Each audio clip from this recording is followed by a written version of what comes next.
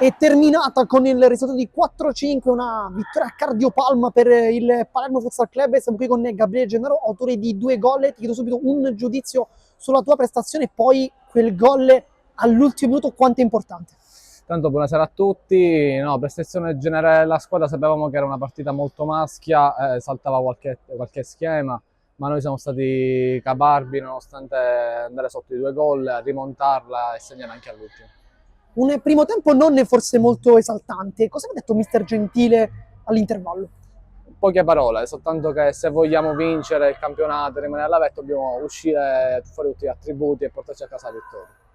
Oggi hai fatto 2 gol, hai preso anche 3 pali, insomma una gara un po' sfortunata, poi alla fine un po' di fortuna, il primo gol è leggermente deviato, il secondo invece è tutto tuo con un colpo di testa, un gol diciamo poco da calcio a 5. Sì, no, ripeto, l'importante è portare a casa i 3 punti, rimanere in vetta, poi segnare o meno non fa differenza.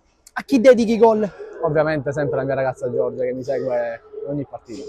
Adesso invece diamo uno sguardo alla prossima partita perché mancherai contro il Città di Bisacquino, anche all'andata in realtà sei mancato. Che partita sarà? Se conosci gli avversari, oggi hanno pareggiato 5-5 contro il Giudecca. No, sappiamo che è una grandissima squadra, là abbiamo perso, è stata una delle seconde sconfitte che abbiamo fatto nella stagione, ci prepareremo al meglio per affrontare anche loro.